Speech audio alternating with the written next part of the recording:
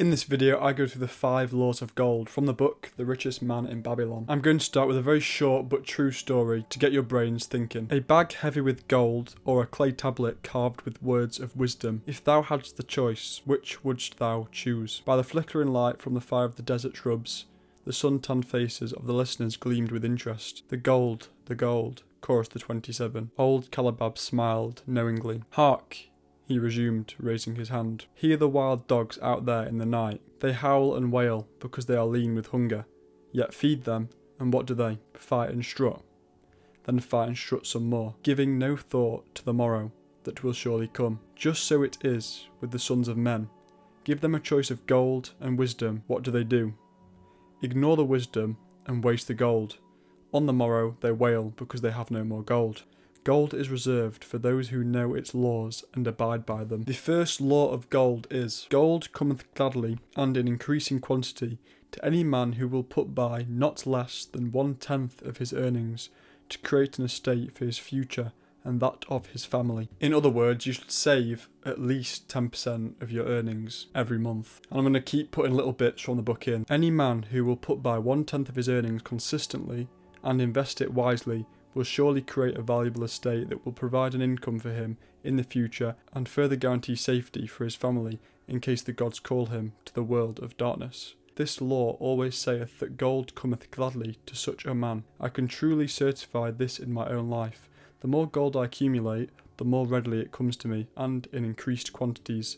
The gold which I save earns more, even as yours will, and its earnings earn more. And this is the working out of the first law. The second law of gold is, gold laboureth diligently and contentedly for the wise owner who finds for it profitable employment, multiplying even as the flocks of the field. In other words, invest your savings, so that 10% that you save, invest that. Money that is wisely invested grows and multiplies over time. And then, apart from the book, gold indeed is a willing worker.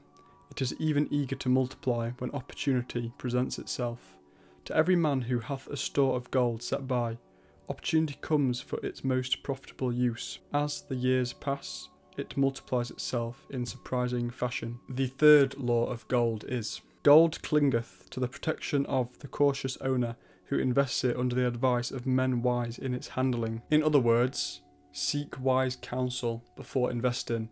So educate yourself or ask other people that are doing what you want to do. It then says in the book, gold indeed clingeth to the cautious owner, even as it flees the careless owner. The man who seeks the advice of men wise in handling gold soon learneth not to jeopardize his treasure, but to preserve in safety and to enjoy in contentment its consistent increase. The fourth law of gold is, gold slippeth away from the man who invests it in businesses or purposes with which he is not familiar or which are not approved by those skilled in its keep. And another way of putting it, avoid investing in unfamiliar ventures. So stay away from investments that you don't fully understand. Only invest in the things where the numbers are proven to work out well. It says in the book, to the man who hath gold, yet is not skilled in its handling, many uses for it appear most profitable. Too often these are fraught with danger of loss, and, if properly analysed by wise men, show small possibility of profit. Therefore, the inexperienced owner of gold, who trusts to his own judgment and invests it in business or purposes with which he is not familiar, too often finds his judgment imperfect, and pays with his treasure for his inexperience. Wise, indeed, is he who investeth his treasures under the advice of men skilled in the ways of gold. Now for the fifth and final law of gold. Gold flees the man who would force it to impossible earnings, or who followeth the alluring advice of tricksters and schemers, or who trusts it to his own inexperience and romantic desires in investment. So just be wary of get-rich-quick schemes. So steer clear of investments promising unrealistic returns, and be cautious of fraudsters and your own inexperience. So I actually heard a great quote from Naval Ravikant on this. The quote is, there are no get-rich-quick schemes. That's just someone else getting rich off you. It says in the book, fanciful propositions that thrill like adventure tales always come to the new owner of gold. These appear to endow his treasure with magic powers that will enable it to make impossible earnings. Yet heed ye the wise men, for verily they know the risks that lurk behind every plan to make great wealth suddenly. So if you haven't already watched the other videos on the book The Richest Man in Babylon that I've already made, then the playlist will be on screen. If you have watched them, then the other video on screen will be something you like.